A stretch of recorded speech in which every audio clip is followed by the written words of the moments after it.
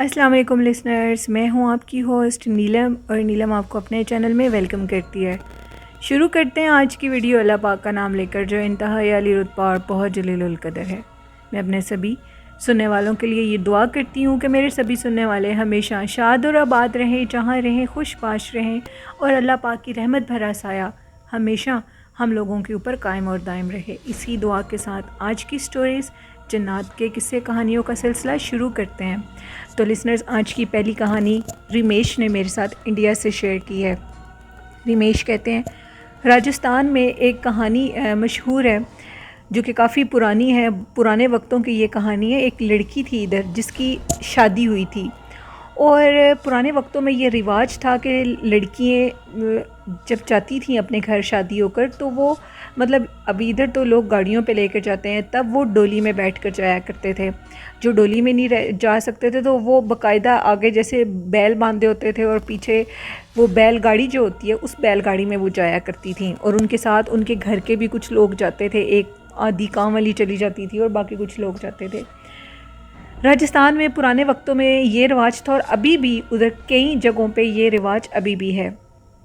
वो कहते हैं कि ये पुराने वक्त की बात है। वहाँ पे एक लड़की की शादी हुई थी, यानी कि वो काफ़ी अमीर घराने में उसकी शादी हुई थी। उन लोगों ने उसको पसंद किया, उसकी शादी हुई और शादी के बाद वो उसको ऐसे ही बैलगाड़ी पर लेकर गए और रास्ते में उनका जो घर था वो काफ़ी दूर था लड़की के घर से।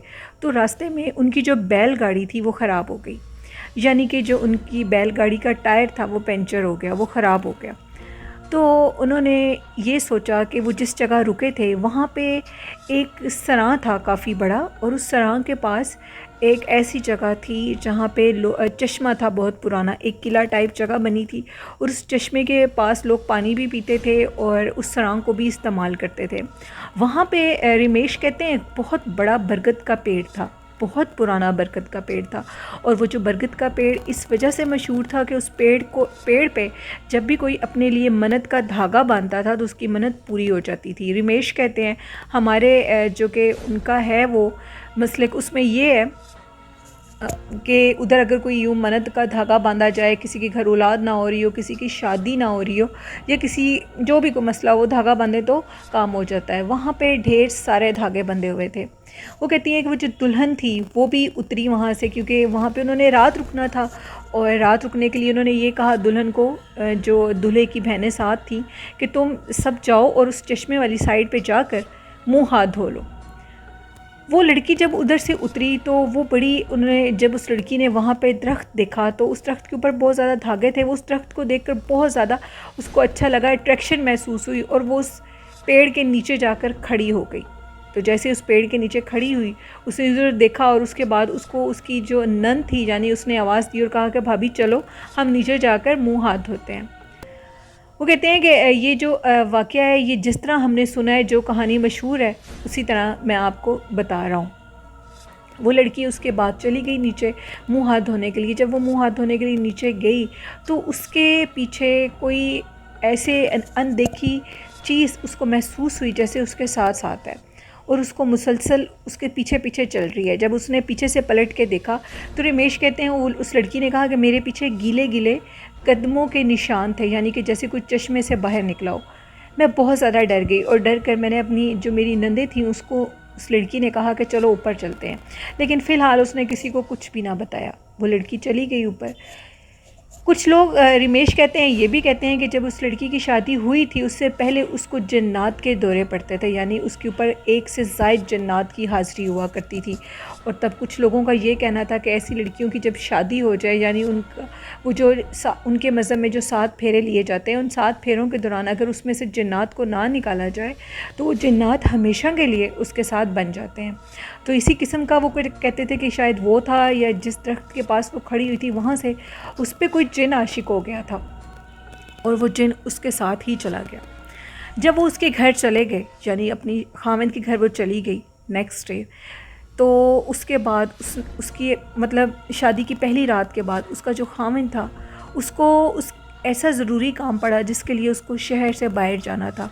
रमेश कहते हैं कि वो शहर से बाहर चला गया, लेकिन अभी वो शहर से बाहर गया, उसको घर से गए हुए 2-3 घंटे हो गए। 2-3 घंटे के बाद वो वापस आया और अपने घर वालों को उसने कहा कि मेरी तबीयत ख़राब है, मैं फ़िलहाल कुछ दिनों तक घर से बाहर नहीं जा सकता। वैसे भी मेरी नई नई शादी हुई है, मैं भी अपनी बीवी के साथ ही टाइम गुजारूंगा। तो उसके जो वालिद थे, उस शख्स के जो पिताजी थे यानी, उन्होंने कहा कि तुम ऐसे क्यों इधर रहोगे, हम में रिवाज नहीं है, तुम अपने काम के लिए जाओगे और अपना काम करके तुम 1 माह के बाद वापस आ जाओगे। जिस पे उसने कहा नहीं, मैं नहीं जाऊँगा, मैं अपनी बीवी के साथ ही रहूँगा। उसका जो पिता था यानी उसने ज़िद नहीं की और उसने ये कहा कि ठीक है, तुम 1-2 माह के बाद चले जाना। वो जो शख्स था यानी वो जो उसका लड़की का खामिद था, वो अपनी बीवी के साथ रहने लगा। वक्त गुज़रता गया, उनकी आपस में बहुत ज़्यादा मोहब्बत हो गई, इतनी ज़्यादा कि वो एक दूसरे के अलावा एक सेकंड नहीं रहते थे। लेकिन वो जो जिन था यानी उस लड़की के खामिद के रूप में वहाँ पे वो जिन आया था, उसका खामिद जा चुका था। तो वो जो जिन था उसने अपनी बीवी को सच बता दिया कि मैं तुम्हें बहुत ज़्यादा पसंद करता हूँ और आज से नहीं, कई सालों से मैं तुम्हारे पीछे हूँ, लेकिन जब तुम्हारी शादी हुई तो मुझे अपना आप वाज़िया करना पड़ा और मैं तुमसे बहुत ज़्यादा मोहब्बत करता हूँ। मैंने तुम्हारे खामिद को मार दिया है जान से और अब उसके रूप लेकर मैं तुम्हारे पास आ गया हूँ। जो उसकी बीवी थी, उसको 1 माह के अंदर ही उस जिन ने ऐसा जादू चलाया, उसको अपने खामिद से बहुत मोहब्बत हो गई। उसने ये कहा कि मैं कभी भी घर वालों को ये बात नहीं बताऊंगी। उस जिन में से उसके यहाँ 2 बेटे पैदा हो गए। वो जो बेटे थे वो भी वो कहते हैं, रमेश कहते हैं, वो बहुत खूबसूरत थे। लोग कहते थे कि उनको जो भी देखता था वो हैरान हो जाता था। फिर उसके बाद वक्त गुजरता चला गया, वो दोनों एक दूसरे के साथ रहते थे।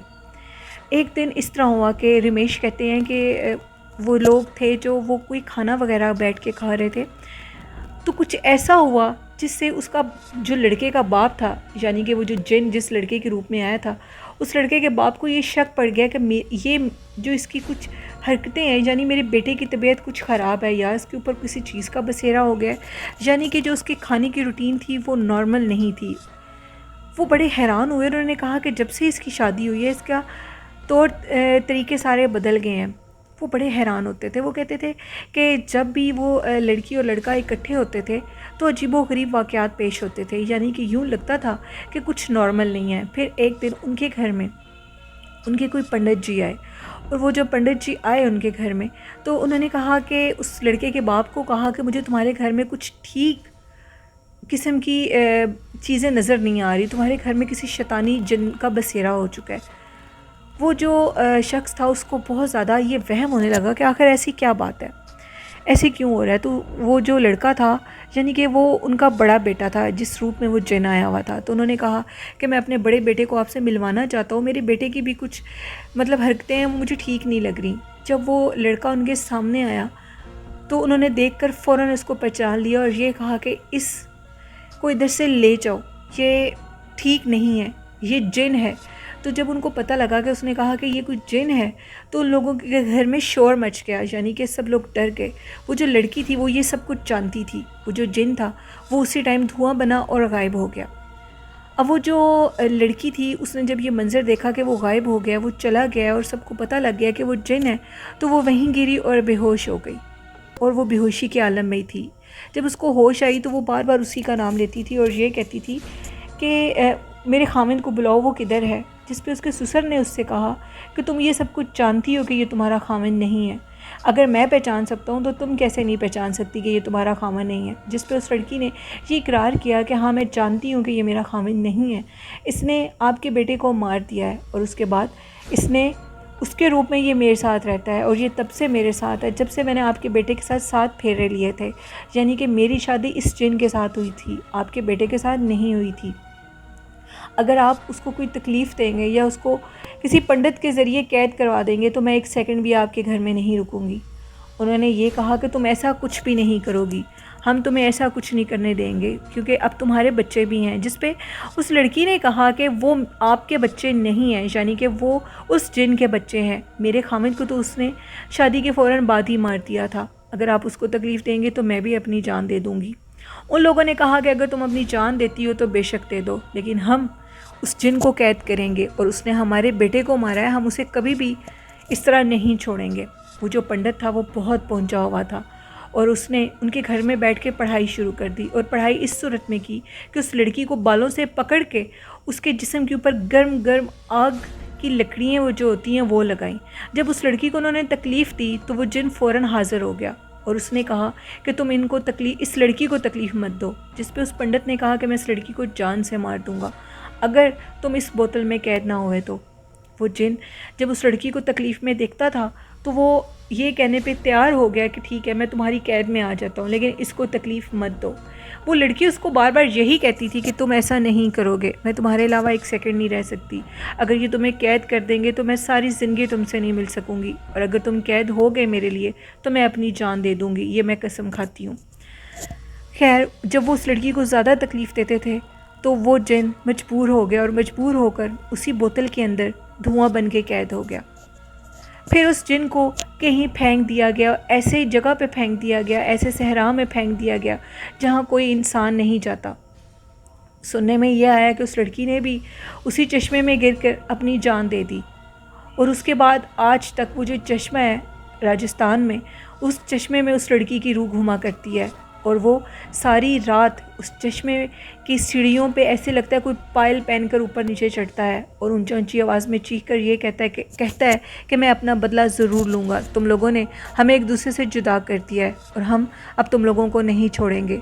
फिर उसके बाद वो जो ख़ानदान था जिस ख़ानदान में ये मसला पेश आया था, उस ख़ानदान के कई लोगों की जो मौत थी वो बड़ी तकलीफ़ दे अंदाज में हुई थी। यानी कि लोग ये कहते थे कि इन्होंने उस जिन को कैद किया है जिसकी वजह से इनके साथ ये सब कुछ हो रहा है। ये एक कहानी थी रिमेश की जो उन्होंने इंडिया से मेरे साथ शेयर की। बहुत शुक्रिया रिमेश अपनी स्टोरी शेयर करने के लिए।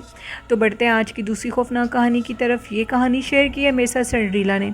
सिंड्रेला कहती हैं आज मैं आपके साथ अपने मामू के घर का एक वाक़या शेयर करना चाहती हूँ। जो मेरे मामू हैं जब उनकी शादी हुई तो उससे पहले तक उनका घर बिल्कुल ठीक था, लेकिन जब उनकी शादी हो गई तो उनकी शादी के बाद उनको बाकायदा एक अलग रूम देना पड़ता है। जैसे लड़के की या लड़की की शादी होती है तो उसका रूम अलग होता है। तो मेरी नानों ने उनका जो रूम डेकोरेट किया था उस रूम को बहुत कम यूज़ किया जाता था। वैसे ही वो रूम ज़्यादातर खाली ही रहता था, कोई उस रूम में ज़्यादा नहीं जाता था। उस रूम को सेट कर दिया गया। उनकी शादी के बाद जब नेक्स्ट डे मेरी मामी उठी तो उन्होंने ये बताया कि किसी ने रात सोए हुए मेरे मुंह पे बहुत ज़ोर से थप्पड़ मारा है। तो मेरे मामू ने ये कहा कि ये तुम्हारा वहम होगा, ऐसा कभी भी कुछ नहीं हुआ। उन्होंने कहा ये मेरा वहम नहीं है, बाकायदा किसी ने रात को सोए हुए मेरे मुंह पे बहुत ज़ोर से थप्पड़ मारा है। खैर किसी ने भी मामी की बात पे यकीन नहीं किया, लेकिन मामी उस रूम में जब भी सोती थी उनको बहुत ज़्यादा डर लगता था। और जब से उन्होंने उस रूम को यूज़ करना शुरू किया था उसके बाद उनके घर में अजीबोगरीब मतलब कि हरकतें होने लगी। ऐसे लगता था कि जैसे बाहर कुछ चलने लग गया है, यूँ लगता था कि जैसे कोई भारी भारी पत्थर सहन में फेंक रहा है। सब घर वाले बहुत परेशान हो गए और ये कहने लगे कि जब से शादी हुई है उसके बाद हमारे घर में ये क्या काम शुरू हो गया है, यानी कि आज से पहले तो ऐसा कभी कुछ नहीं हुआ था। एक दिन उनके घर में ये वाक़या पेश आया कि उनके घर में किसी ने भारी भारी ईंटें फेंकी। वो लोग इस चीज़ को समझ नहीं रहे थे कि आखिर ऐसा क्यों हो रहा है। फिर एक दिन सिंड्रेला कहती हैं कि मामू लोगों के घर में एक मतलब कि कोई अल्लाह वाला था, कोई बुज़ुर्ग शख्स था, नेक था, इबादत गुजार था, वो आया हुआ था, उनके हमारे रिलेटिव्स में था वो। तो उन्होंने कहा कि फिर कहीं ऐसा तो नहीं है कि इस बच्ची की शादी के बाद ऐसा शुरू हो गया जिस कमरे में ये सो रहे हैं, मुझे ये लगता है कि इस कमरे में कुछ ऐसा ज़रूर है क्योंकि आज से पहले आपके साथ ऐसा कभी भी नहीं हुआ। मेरी मोमानी जो थी उनकी तबीयत भी दिन ब दिन बहुत ज़्यादा ख़राब होने लगी थी, यानी कि वो बीमार रहने लगी थी। मामू भी ये कहते थे कि रात के टाइम यूँ लगता है कि जैसे कमरे में भी कुछ चल रहा हो। और जो उनकी अम्मी थी यानी कि सिंड्रेला की नानो, वो ये कहती थी कि हमें सारी रात बाहर से चलने की आवाज़ें आती थी। मामू की शादी सर्दियों के मौसम में हुई थी और उसके बाद सारी रात कोई बाहर चलता था बाकायदा और उसके बाद ईंटें गिराता था। मामू लोगों ने बहुत खूबसूरत घर बनवाया हुआ था। मामू लोगों की जो घर की टाइल्स थी वो बिल्कुल वाइट कलर की थी, वाइट मार्बल था वो। और एक दिन मामी से जब फजर की नमाज के लिए सुबह उठी तो वो क्या देखती हैं कि जो सारा वो मार्बल वाला फ़र्श है उस फ़र्श के ऊपर किसी ने ब्लड फेंका हुआ है। जब मेरी मामी ने वो ब्लड देखा तो उन्होंने ज़ोर से चीख उनकी निकली और वो वहीं गिरी और बेहोश हो गई। मामू उठे, उन्होंने उनको बेड पे डाला, सारे घर वाले इकट्ठे हो गए और ये कहने लगे कि आखिर इसको क्या हुआ है, इसकी तबीयत दिन ब दिन शादी के बाद क्यों ख़राब होने लगी है। सुबह जब मम्मी को होश आई तो मम्मी ने ये कहा कि जब मैं उठी थी तो नीचे बहुत ज़्यादा ब्लड था, जिसकी वजह से मैं उस ब्लड को देख कर डर गई। मेरी जो ममानी थी अब वो ये कहने लगी थी कि मैं अपने घर चली जाऊँगी, मैं इधर बिल्कुल भी नहीं रहूँगी, अगर मैं इधर रही तो वो चीज़ मुझे जान से मार देगी। मामू ये कहते थे कि ये तुम्हारा वहम है, क्योंकि वो उनको समझाते थे, लेकिन वो भी जानते थे कि वो हमारे घर में ज़रूर कोई किसी चीज़ का या तो शादी के बाद बसेरा हो गया है या हमसे कुछ ऐसी गलती हुई है जिस घर की मखलूक हमें तंग करने लगी है। एक दिन मामू फजर की नमाज के टाइम उठे तो वो सहन में जब गए तो उन्होंने क्या देखा कि एक बारिश दाढ़ी वाले बुज़ुर्ग हैं जो कि बाहर सहन में है। जब उन्होंने उनको देखा, उन बुज़ुर्गों को देखा, तो वो बुज़ुर्ग फ़ौरन गायब हो गए। और गायब होने के बाद जब मामू डर गए और मामू ने नमाज वज़ू फिर भी किया, नमाज़ पढ़ी। नमाज़ पढ़ने के बाद वो अल्लाह का ज़िक्र करने लगे और सो गए। जैसे वो सोए तो वो बुज़ुर्ग उनकी ख्वाब में आए और ये कहने लगे कि मैं बिल्कुल भी तुम लोगों को नुकसान नहीं देना चाहता, लेकिन जब से तुम लोग हमारे इस कमरे में आए हो हमें तकलीफ़ होने लगी है, क्योंकि हम हर टाइम इबादत करते हैं। तो बेहतर ये होगा कि तुम इस रूम को खाली कर दो और दोबारा कभी भी इस कमरे का दरवाज़ा मत खोलना और इस कमरे का रुख मत करना, चाहे कुछ भी हो जाए। मामू ने सुबह उठे, वो थोड़ा डरे भी हुए थे और उन्होंने लेकिन अल्लाह का शुक्र भी अदा किया कि उन्होंने अल्लाह पाक से मदद मांगी थी कि आखिर मसला क्या है जिसकी वजह से मेरी बीवी की भी तबीयत ख़राब होने लगी है और हमारे साथ इस तरह के वाक़यात पेश आने लगे हैं। तो फिर उसके बाद उन्होंने सारे घर वालों को ये बात बताई कि रात को मुझे इस किस्म की ख्वाब आई है, अब इसका हमें क्या हल करना चाहिए। फिर वो अपने घर एक मौलवी साहब को लेकर आए, तो वो मौलवी साहब ने उस रूम को चेक किया और उन्होंने भी यही कहा कि इधर इबादत गुजार जन्नात का बसेरा है, तो बेहतर है कि आप इस रूम को खाली कर दें। फिर मेरे मामू लोगों ने उस रूम को खाली कर दिया, हम लोगों ने उस रूम को बंद कर दिया। अब मेरे मामू के 4 बच्चे भी हैं, वो बच्चे जवान हो चुके हैं, लेकिन आज तक उस रूम में कोई भी नहीं गया। वो रूम हमेशा के लिए बंद हो चुका है और उसके बाद मामू लोगों के घर में कभी भी कुछ ऐसा वैसा वाक़या पेश नहीं आया जिससे ये लगे कि उनके घर में जिन्नात हैं। वो इसीलिए उन्होंने अपना वाज़िया किया था कि वो उस रूम में रहते थे। ये एक स्टोरी थी सनरीला की जो उन्होंने सिंध कराची से मेरे साथ शेयर की। बहुत शुक्रिया सनरीला अपनी स्टोरी शेयर करने के लिए। बढ़ते हैं आज की तीसरी खौफनाक कहानी की तरफ। ये स्टोरी शेयर की है मेरे साथ उम्मे कलसूम ने सरगोदा से। उम्मे कलसूम कहती हैं, आज मैं आपके साथ अपनी ज़िंदगी का अपनी आंखों देखा हालिया में पेश आने वाला एक खौफनाक वाक़या शेयर करना चाहती हूँ। ये जो कहानी है ये बकरा ईद से चंद दिन पहले की है। हम लोगों का जो बकरा था वो बहुत ज़्यादा शोर मचा रहा था और हम लोग बकरा 1 माह पहले ही ले आते हैं, क्योंकि हम लोगों के जो बच्चे हैं वो बहुत शौक़ से बकरे के साथ खेला करते हैं। बच्चे बहुत ज़्यादा एक्साइटेड वो होते हैं कि उम्मे कलसूम कहती हैं बच्चे बहुत ज़्यादा एक्साइटेड हुए होते हैं बकरे के लिए, तो इसलिए हम उनको नीचे नहीं रखते मतलब गैरेज में, कि बच्चे फिर सोते भी बड़ी मुश्किल से हैं, सुबह सुबह जाग जाते हैं।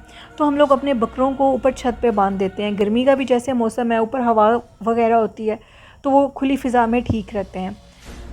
वो कहती हैं कि हम लोगों का जो बकरा था वो बिल्कुल ठीक था। ईद से 10 दिन पहले बकरे ने बहुत ज़्यादा शोर मचाना शुरू कर दिया, जिस पे मेरे जो हस्बैंड उन्होंने ये कहा कि इसलिए बकरे शोर मचाते हैं कि उनको 10 दिन पहले मतलब कि ये पता लग जाता है कि जैसे अब हमने कुर्बान हो जाना है।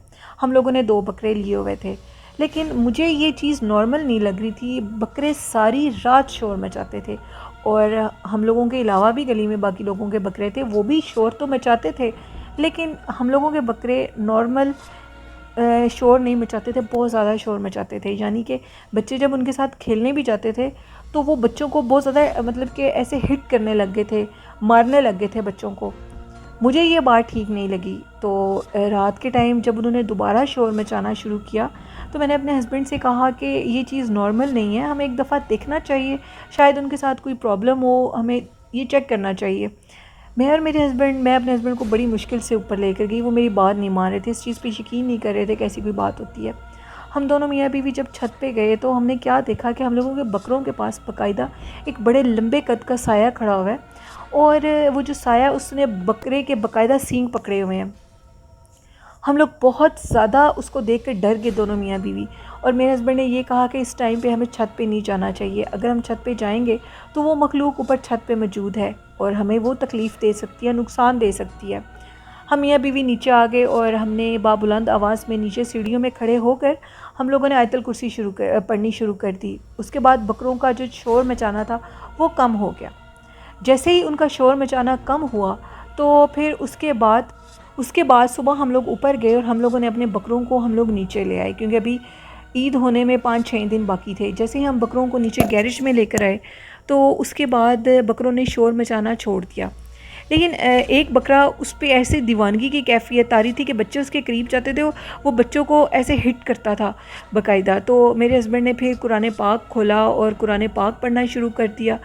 हमने सूरत रहमान बहुत बुलंद आवाज़ में मेरे हस्बैंड ने तलावत की, सूरत रहमान की, सूरत बकरा के आखिरी आयात को पढ़ा। तो फिर उसके बाद वो बकरा भी नॉर्मल होने लगा। उसके बाद हम लोगों ने फिर अपने बकरों को हम लोग ऊपर नहीं लेकर गए और फिर उनको शुक्र है अल्हम्दुलिल्लाह हमने उनको कुर्बान कर दिया। तो उम्मे कुलसूम कहती हैं ये एक छोटा सा वाक़या था जो हम लोगों के साथ पेश आया, हमने अपनी आंखों से देखा। उम्मे कुलसूम कहती हैं कि जो कुर्बानी के बकरे होते हैं, कुर्बानी के जानवर होते हैं, यानी उनको हमें इस तरह अकेले नहीं छोड़ना चाहिए, क्योंकि ऐसे जो जन्नात नुमा मखलूक है वो उनके ऊपर हावी भी हो जाती है। काफ़ी बकरों को तो वो जान से भी मार देते हैं। तो इसलिए मैं आप सब लोगों को ये मैसेज देना चाहती हूँ उम्मे कुलसूम कि आप लोग अपनी कुर्बानी के बकरों को हमेशा सहन में नीचे अपने सामने बांध के रखें, उनको बिल्कुल भी अकेले ऊपर मत छोड़ें।